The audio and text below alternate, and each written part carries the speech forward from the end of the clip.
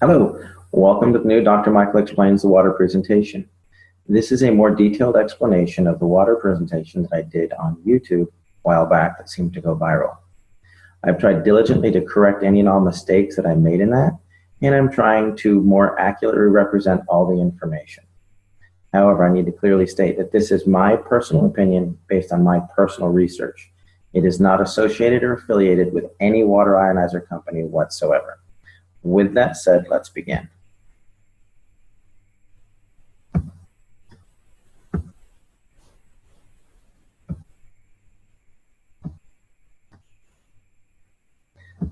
There we go. Excellent. I named this presentation The Magic of Skywater because of what it did for my daughter. Many of you have asked what happened.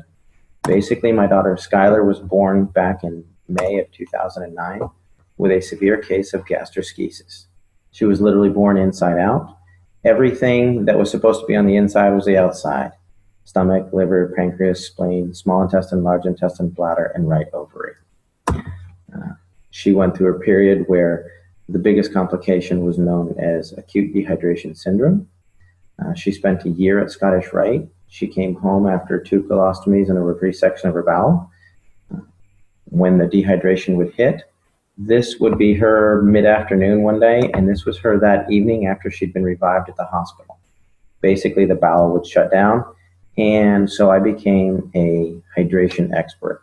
I tried every pill, potion, water ionizer you can imagine, and we came through it when someone introduced us to the Enagic SD501. That is Skylar today, and at the time that we tried it, I was actually completely opposed to alkaline ionized water. When it worked, I was a little dumbfounded. So I had to figure out why, and here's what I found. The difference between the healthiest person and the sickest person is broken down into 2 components. Muscles, ligaments, bones, organs, tissues, etc. These all add up to 28% of the patient. The other 72% of everybody is just water. What I found out, not all water is equal. There's distilled water, there's reverse osmosis water. We tried filtered water, alkaline water, we even tried ionized water. We thought we'd found something with alkaline ionized water and it proved to be more dangerous than beneficial. And then there's something that's called electrolyzed reduced water. This was truly a game changer. Here's why. Electrolyzed reduced water, it's not a cure, but it's 72% of the Skylar puzzle. It was not the only thing we did for her. It was the only thing we changed because we were doing everything else. What it is just science. It could realistically save your life. It'll make you healthier, happier, and stronger. But if you don't make healthy choices, your health benefits are not going to be as effective, nor will they last. To put it simply, electrolyzed reduced water gives you the best possible 72% of your body to work with. This facilitates nutrition, detox, health, energy, healing by providing some necessary components. Let me explain. If you think of your body as a saltwater aquarium, you've got healthy organisms, filtration, you've got oxygen. If you don't take care of it, that tank gets dirty. Well, what you have to do with the human body is figure out how to clean your fish tank. The way that your body does that is through a process called cellular respiration. This is the way you basically get oxygen and nutrition into a cell, CO2 and toxins out of a cell. The main component for this is known as the aquaporin, which was discovered in 2005. And essentially, it's the high-speed plumbing system for the cells, and it's the fastest way to get the good stuff in and the bad stuff out. Let me give you a brief course on cellular respiration. If you look over here, you'll see that there's a cell. There's some hemoglobin here. There's an aquaporin here. There's a charge. And this represents a cluster of water molecules that are electrostatically stacked together.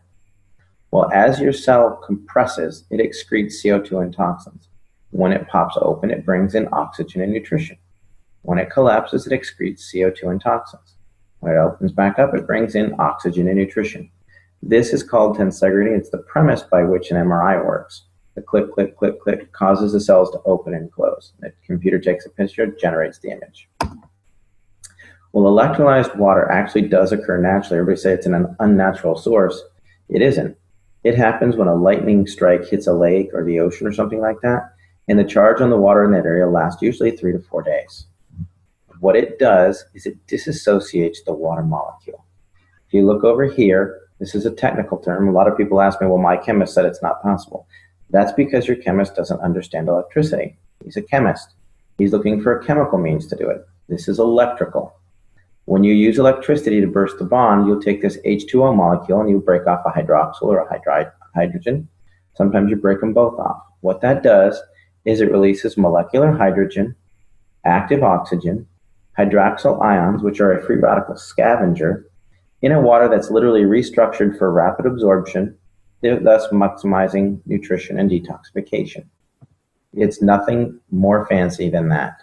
It is superior hydration because your body needs these four things.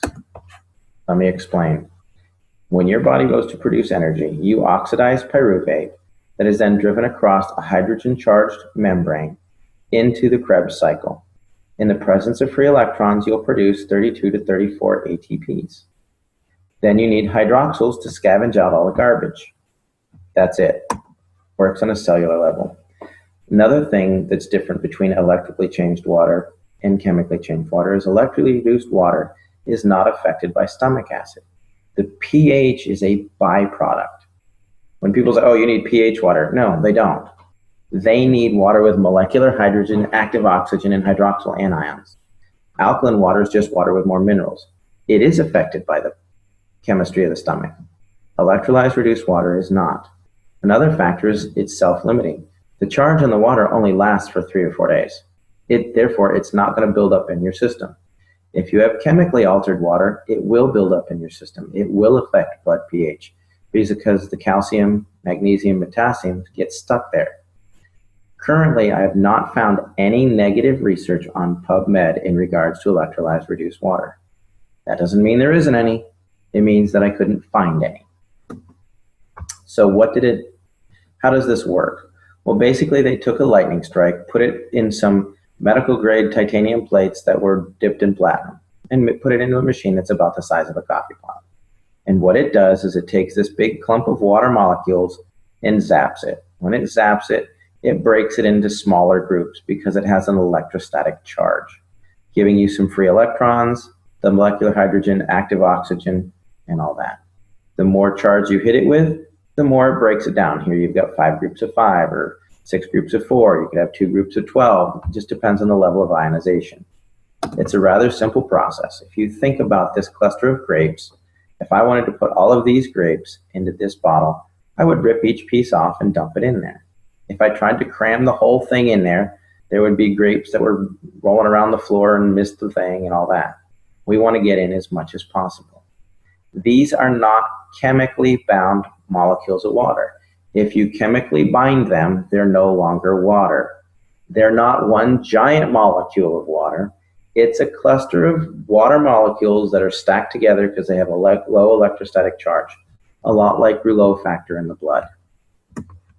Another way to look at it is when my son was rolling around on the carpet, his hair got a high static charge. He's actually holding onto a necklace that's not causing his hair to stand up. But what happens is the hair dispersed. It got its own little static charge and it caused it to stand up and spread out instead of laying down clustered together. When you ionize water, you're causing the water molecules to disperse. That's all you're doing. If you want to research this phenomenon like I did, don't use Google. It is my personal favorite search engine, but it's also the one that's most manipulated and hard to reference accurately. Besides, you can support anything with a quick Google search.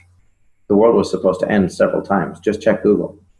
Instead, we're looking at something more scientific and how it affects the body.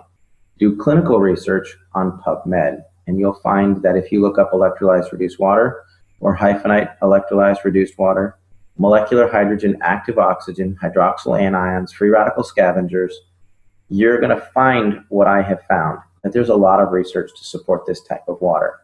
You're also going to find that if you look at pure alkaline ionized water, there's a lot of dangers that are associated with the remineralization component, which we'll get into in a moment.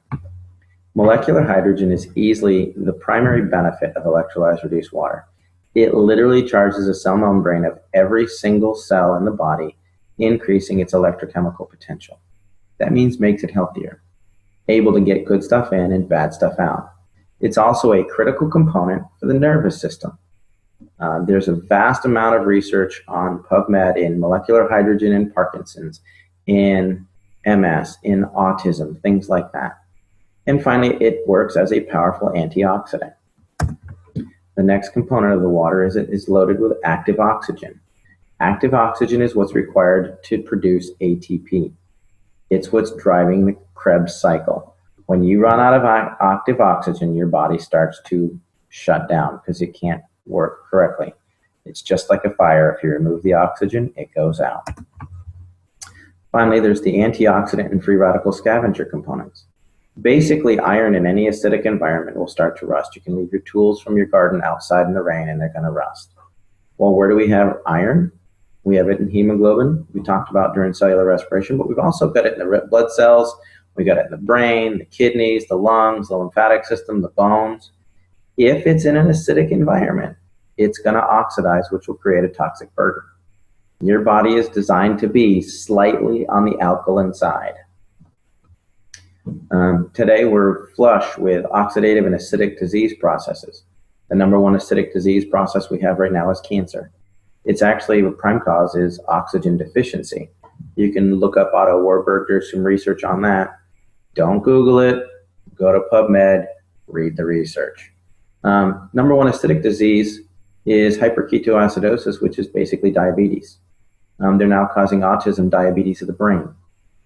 Secondarily, all of your inflammatory diseases are acidic by nature. That's what's wrong with Skylar with her irritable bowel syndrome. Your arthritis, it's an acidic waste product. Fibromyalgia, hyperlactic acidosis. Chronic fatigue and endocrine stress is all associated with an acidic environment. And why are we becoming so acidic? Well, we drink coffee, tea, soda. There's an enormous level of reverse osmosis, water, which is misunderstood. You don't want water with the lowest parts per million of anything. That makes it acidic and it won't even carry a current. It's designed for coastal countries to have good water supply. If you do some clinical research on this, you're going to see that it's associated with MS, MD, and Alzheimer's. Most any of your bottled waters, all your big 24 packs, those are most likely reverse osmosis water that's had minerals added to it, which is dangerous in its own sense. You don't get your minerals that way. Here's a couple of guidelines for hydration. If you're a regular healthy person, you want to drink about 50% of your body weight in good water every day. If you have acute health issues, this could be dehydration from working out in the yard, excessive level of sports, you could have the flu, you may want to drink nearly 75% of your body weight in ounces. However, if you have a chronic health issue, cancer, diabetes, something like that, you may need to drink up to 100% of your body weight in ounces. However, you got to be careful because your physician can specifically reduce your water intake for congestive heart failure, kidney disease, things like that. So why do I say that sodas and pH are important? Well, if you look at this scale over here on the left, it's red. That means it's going to make you rust. Over here, the blue will make you beautiful. This is what a typical capful of soda can do to the body. This is a 32-ounce bottle of pitcher of 9.5 water. You can see the pretty blue color. It's loaded with hydrogen, oxygen, etc., etc. This is about a tablespoon of Sprite. It's high on the acid content. So what I did is I poured this water into this cup and ended up with a cup full of acid. It didn't dilute it at all. I then took this cup and poured it into 32 ounces. Now, mind you, this is a tablespoon of Sprite, and it destroyed 32 ounces or 2 pounds of water. Makes you think differently about going to McDonald's and supersizing it. You're literally acidifying your system. Yes, lemon juice in your water will do this as well. The reason that lemon water affects the body in an alkaline nature is it causes your pancreas to excrete an 8.8 enzyme to neutralize it. Just as a side note. Other things that we do. This was huge for Skylar. And I didn't realize it was such a big deal because we ate a lot of organic food. But you can use this water to clean your veggies. These are cherub tomatoes that I used to buy and just rip the top off and start eating them. I washed them in the 11.5 water from my SD501, and that is what came off. I was appalled. I was amazed. It tasted like they were fresh garden tomatoes. And when you smell this, it smelled like there was Windex or cleaning agents in that glass. And the reason that that happens is because all of your pesticides are petroleum-based, so they don't wash off. Another thing we use it for is our pet. I thought this was funny, so I'd include it. Thanks, Henry. This looks great and all, but does your house have any Kangen water? You know, we did the proverbial test. Put out a bowl of tap water, put out Kangen water. Callie will drink the Kangen water every time.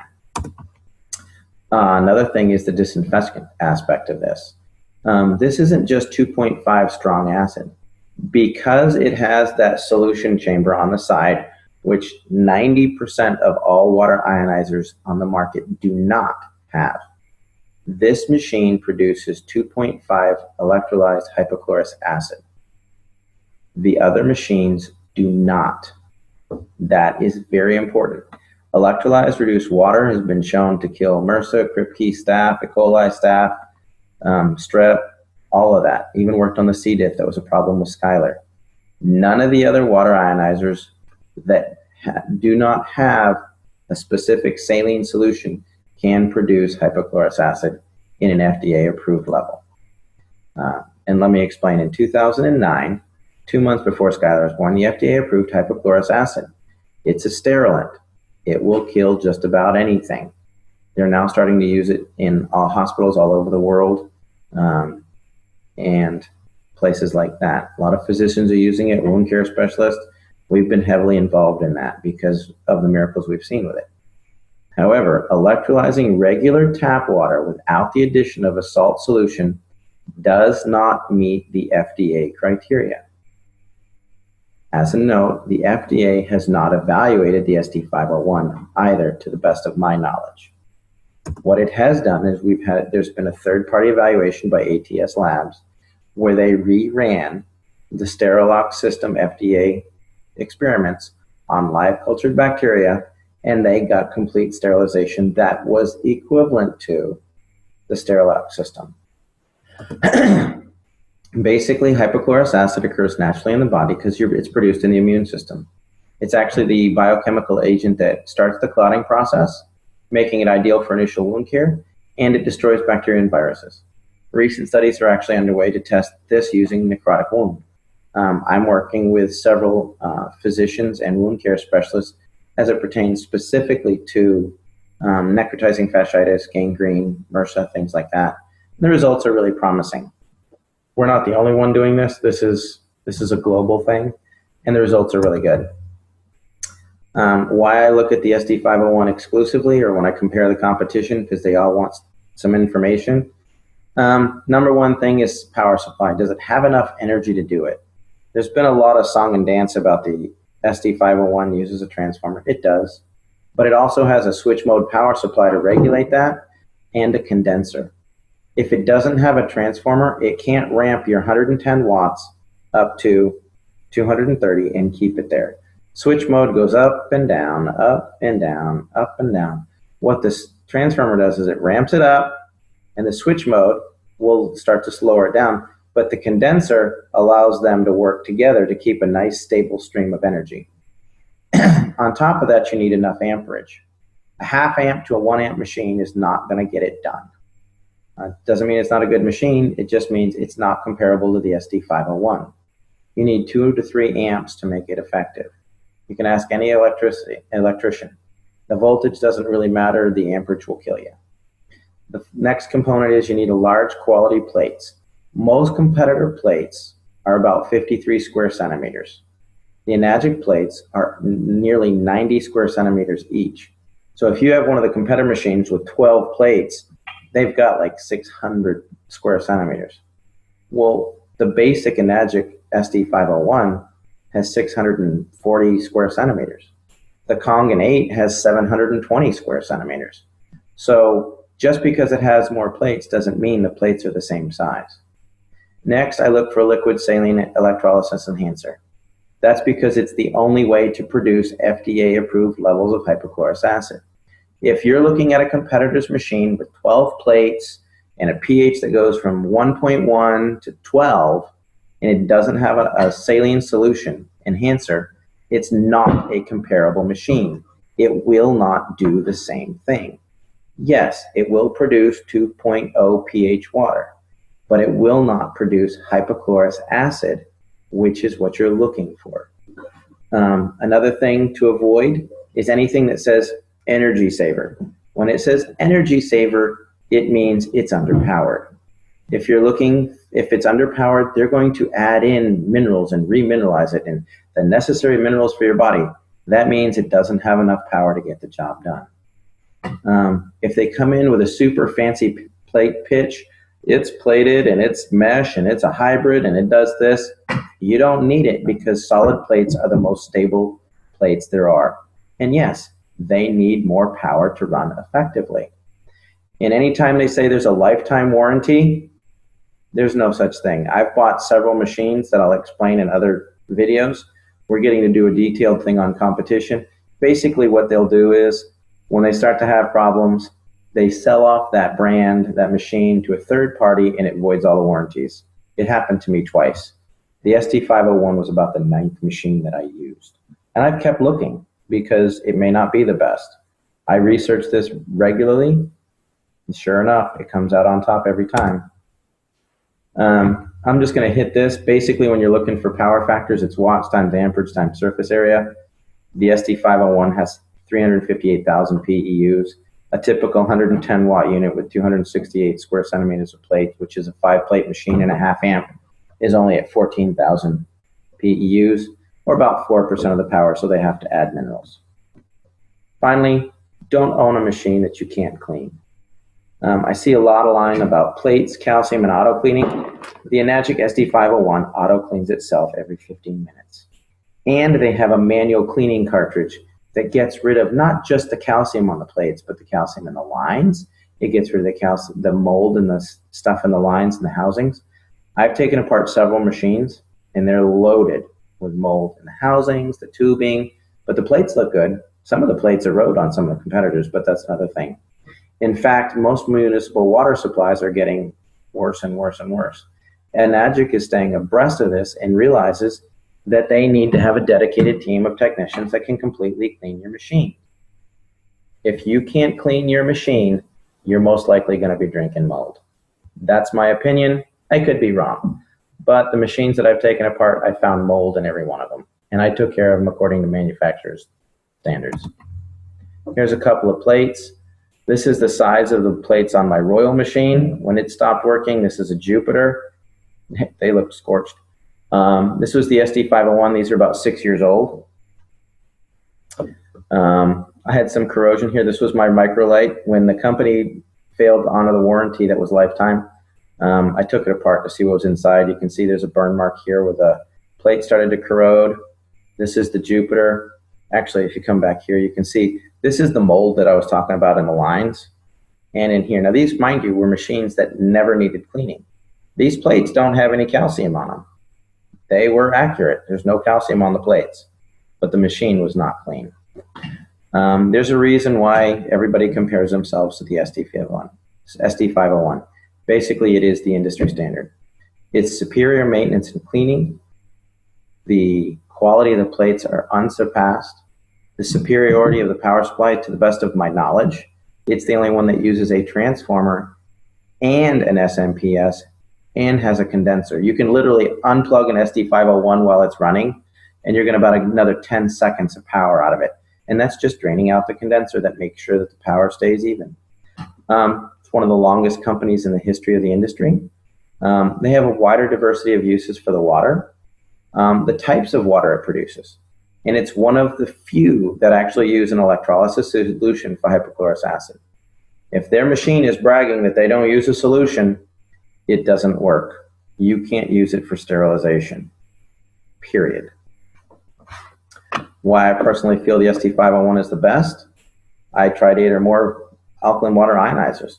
Bottom line is it worked for Skylar. Within 4 days, 80% of her symptoms had resolved. She had her first solid bowel movement in 10 days. And within 6 months, she was off feeding ports.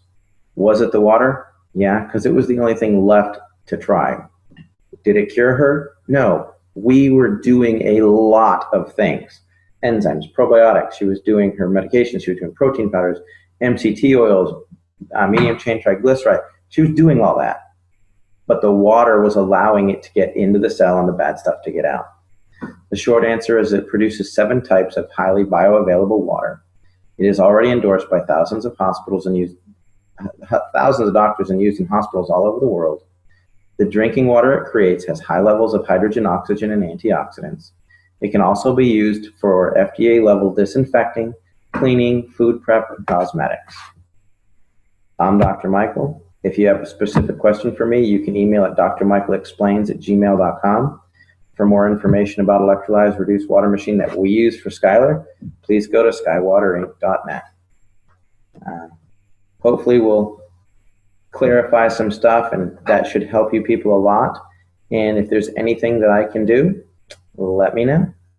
Look forward to some more meetings that we're going to have coming up, more webinars. We're going to be doing a detailed explanation of Skylar's story. We're going to talk about electrolyzed reduced water and the science behind it in detail. There's a detailed presentation on hypochlorous acid. Everybody's really looking forward to the Dr. Michael Explains the competition and why I say that there really isn't any. By the time you buy some of the competitors, there's some that go, why the SD501 doesn't work, or it's a pyramid scheme or whatever. They honestly have no idea what they're comparing. If you look at their machine and spend $3,200 or $2,500 for it, you have to turn around and spend another $3,000 to $5,000 for a hypochlorous acid machine. Then you have apples to apples. You don't get that when they're trying to pitch you on why you don't want the SD501. Bottom line is, it is the best machine that I have found. The only thing that I think may rival that is the Kangen 8, which has 8 plates. I've used it. It's phenomenal. We recommend it a lot. I look forward to having you getting some feedback on this. Have a great day.